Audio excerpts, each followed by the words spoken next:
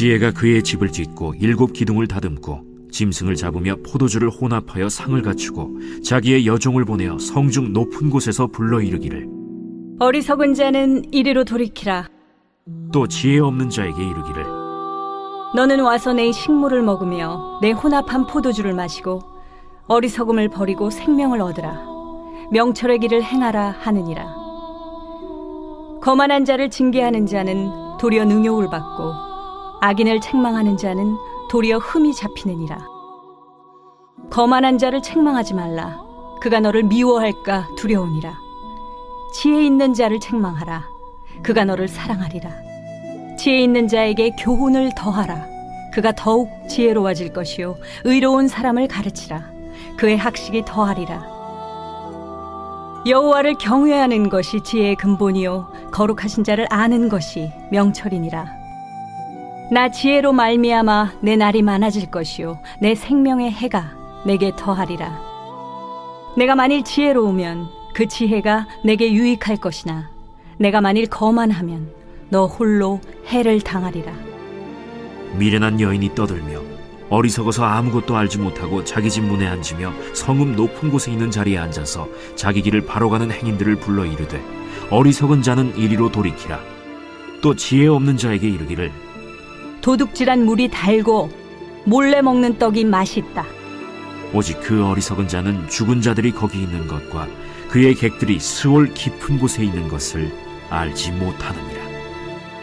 샬롬. 오늘도 하나님 말씀을 묵상하는 중고등부 친구들과 성도님들을 축복합니다. 오늘은 잠언 9장 1절에서 18절 말씀 묵상 포인트를 통해 하나님께서 오늘도 말씀으로 우리에게 주시는 은혜를 묵상하고 또 나누어 보도록 하겠습니다. 오늘 2가지로 묵상 포인트를 함께 나누려고 하는데요. 오늘 첫 번째로 우리가 나눌 묵상 포인트는 바로 누구를 그리고 무엇을 따라가겠는가입니다. 누구를 무엇을 따라가시겠습니까? 오늘 말씀 1절에서 6절 그리고 13절에서 18절까지 말씀을 보면 지혜와 또 미련한 여인의 이야기가 나오고 있습니다. 이 이야기에는 공통점이 있습니다. 이 이야기의 공통점은 지혜와 미련한 여인이 성 높은 곳에 앉아서 사람들을 부르고 있는 거라는 거죠.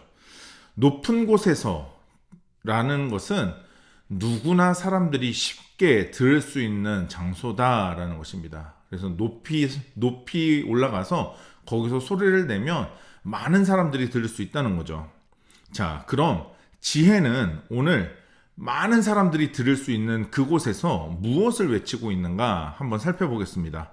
오늘 4절에서 5절, 6절 어리석은 자는 이리로 돌이키라. 또 지혜 없는 자에게 이르기를 너는 와서 내 식물을 먹으며 내 혼합한 포도주를 마시고 어리석음을 버리고 생명을 얻으라. 명철의 길을 행하라 하느니라.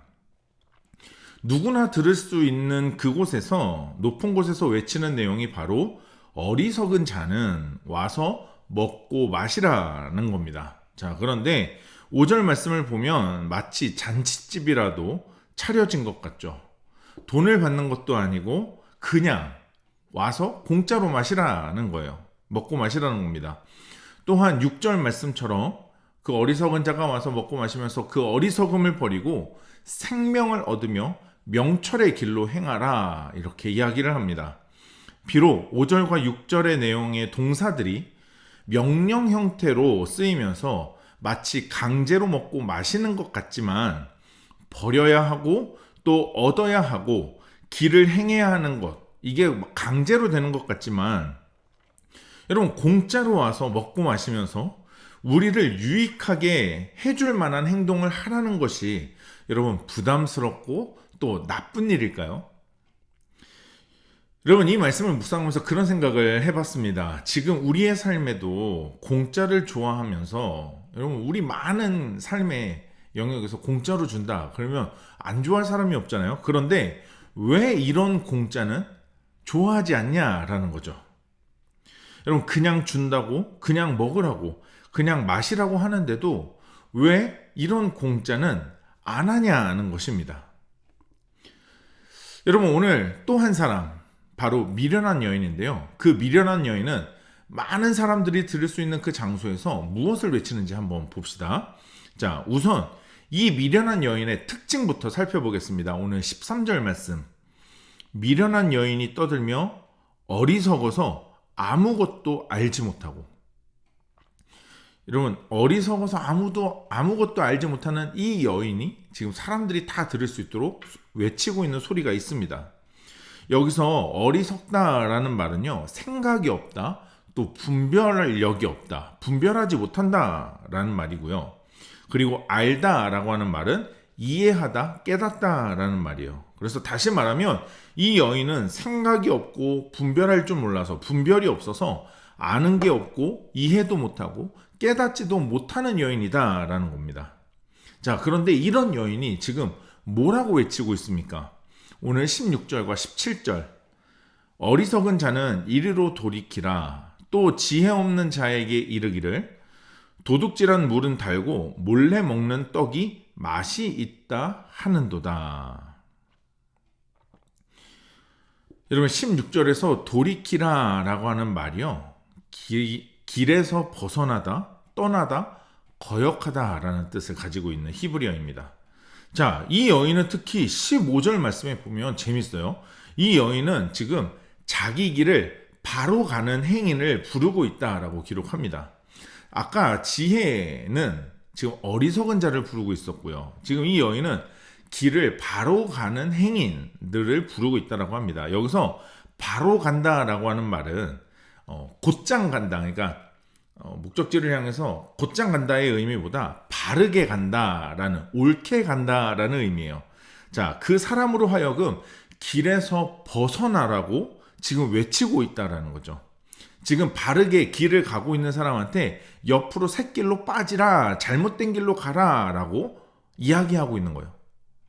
자, 그러면서 이 여인은 17절 말씀, 도둑질한 물이 달고 몰래 먹는 떡이 맛이 있다 하는도다. 여러분, 이 말의 의미를 제가 설명드리지 않아도 아마 다 이해하실 겁니다. 그리고 어쩌면 우리는 이것을 이미 우리의 삶에서 경험했는지도 모릅니다. 여러분, 왜 도둑질한 물이 달고 몰래 먹는 떡이 맛있을까요? 여러분, 이거는 인간의 죄, 특히 인간의 쾌락 때문입니다. 인간의 욕심 때문이죠. 자극적이고 적당한 긴장감으로 훔쳐서 몰래 먹는 것이 더 짜릿하게 느껴지기 때문에 그렇습니다. 여러분, 하지만 우리는 생각해 봐야 합니다. 지혜는요, 지금 먹을 떡도 마실 포도주도 그냥 와서 먹으라고 합니다. 고기까지 줘요. 그냥 와서 먹으면 됩니다. 공짜예요. 뭘 요구하지 않습니다. 그런데 왜 이런 공짜는 싫어하면서 바르게 가는 길을 벗어나, 왜 잘못된 길을 가면서 다른 사람의 것을 몰래 먹고 마시는 것은 왜 즐거워하냐라는 거죠. 왜 이런 공짜는 주어도 갖지 않으려고 할까요? 왜 이런 공짜는 싫어하는 것일까요? 여러분, 이렇게 오늘 지혜와 미련한 여인은 모든 사람이 들을 수 있는 곳에서 이렇게 이야기를 던지고 있습니다. 여러분, 오늘 하루 누구의 초청 그리고 누구의 부름을 따르고 싶으십니까? 유기농 재료로 건강한 조리법, 천연 조미료 등을 사용한 식탁과 각종 인공 첨가료, 인공 조미료 이런 것들을 사용해서 건강하지 못한 재료로 만든 식탁. 여러분, 우리는 어쩌면 더 자극적이고 짜릿한 맛을 느끼는 후자 쪽을 좋아하고 있는지도 모릅니다. 비유가 적절할지 모르겠지만 여러분, 오늘 이 본문의 내용이 바로 이것과 같습니다. 이런 공짜는 줘도 갖지도 않고 먹지도 않으면서 여러분, 미련한 여인이 한 말이 우리 인생의 모습이라면, 우리의 삶의 태도라면 여러분, 우리는 기억해야 합니다. 오늘 본문 18절.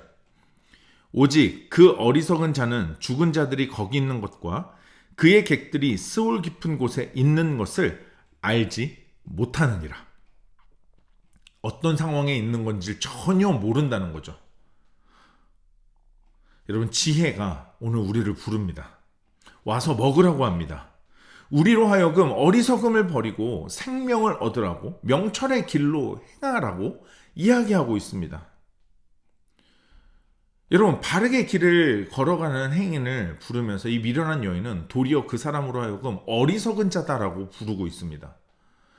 여러분, 오늘 지혜의 부름을 따라가는 믿음의 사람들 되시길 축복합니다. 오늘 이 지혜의 부름에 오늘 우리의 삶으로 반응하는 하루가 되시길 축복합니다. 두 번째로 오늘 함께 나눌 묵상 포인트는 내가 지혜롭다면 지혜가 유익할 것이다 입니다. 내가 지혜롭다면 지혜가 유익할 것이다. 여러분, 조언도요, 받을 만한 사람이 있고 또 받지 못하는 사람이 있습니다. 여러분, 오늘 7절과 8절 그리고 12절 말씀을 한번 보시기 바랍니다. 거만한 자를 징계하는 자는 도리어 능욕을 받고 악인을 책망하는 자는 도리어 흠이 잡히느니라. 거만한 자를 책망하지 말라. 그가 너를 미워할까 두려우니라. 지혜 있는 자를 책망하라. 그가 너를 사랑하리라. 내가 만일 거만하면 너 홀로 해를 당하리라. 여러분, 조언을 인정하지 않고 조언을 받지 않는 사람을 오늘 말씀은 거만한 사람이라고 이야기합니다. 이 거만하다라고, 이 거만한이라고 하는 말이요, 비웃다, 조롱하다라는 뜻을 가지고 있어요. 그래서 이 거만한 사람은 결국 조롱하고 비웃는 사람이라는 것이죠. 앞서서 우리는 이전 이 징계에 대해서 이 잠언에서 언급할 때 하나님께서 그 사랑하시는 자에게 징계하신다라고 말씀하시면서 아버지가 아들에게 하듯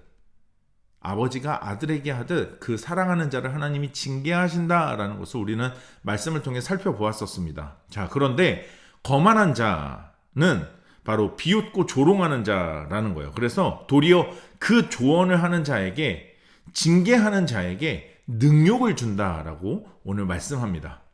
도리어 책망하는 자에게 그 사람의 흠을 잡는다라는 거죠. 여러분, 하지만 지혜로운 자는 그 징계를 통해서 훈계를 통해서 더 지혜로워질 것이다 라고 말씀합니다. 오늘 9절, 지혜 있는 자에게 교훈을 더하라. 그가 더욱 지혜로워질 것이요 의로운 사람을 가르치라. 그의 학식이 더하리라.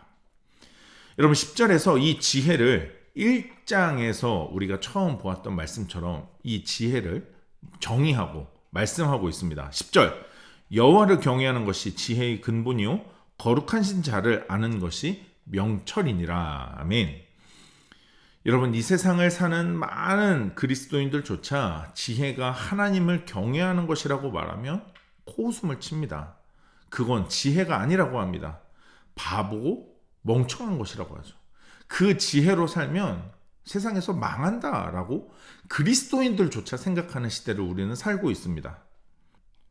여러분, 그리고 우리가 세상이 말하는 지혜를 추구하는 것이라면, 여러분, 우리는 이 땅에서의 삶과 일상 속에서 하나님의 뜻대로, 하나님이 원하시는 대로 살고 싶지 않다라는 것일 겁니다. 여러분, 우리는 생각해 봐야 합니다. 우리가 추구하는 지혜는 성경이 말하는 하나님을 경외하는 것인지 아니면 세상 사람들이 말하는 지혜인지 말입니다. 여러분, 그러니까 하나님을 경외하지 않는다라는 것을, 오늘 잠언에서 말하는 이 지혜를 따르지 않겠다라고 하는 것은요, 하나님의 뜻대로 살고 싶지 않다라는 거죠. 다른 말로는 나는 믿음으로 살고 싶지 않습니다라는 말과 똑같을 겁니다. 여러분, 12절 말씀을 한번 다시 보시기 바랍니다. 내가 만일 지혜로우면 그 지혜가 너에게 유익할 것이나 내가 만일 거만하면 너 홀로 해를 당하리라. 여러분, 지혜로우면 그 지혜가 유익할 것이나 너가 그것을 조롱하고 비웃으면, 너가 거만한 자라면 너는 홀로 해를 당할 것이다 라고 오늘 성경은 말씀하고 있습니다. 여러분, 지혜가 주는 유익을 가지고 오늘 하루를 보내시길 축복합니다. 오늘도 말씀 앞에서, 하나님 앞에서 거만한 자, 하나님을 조롱하고 비난하고 그분을 우습게 여기는 자가 아니라 지혜로운 자로 살아갈 수 있길 축복합니다. 오늘 이 묵상 포인트로 한 번 더 말씀을 읽으시면서 나에게 주신 하나님의 뜻과 하나님의 마음을 기록해 보시고 또 결단하면서 기도하는 시간 가져보도록 하겠습니다.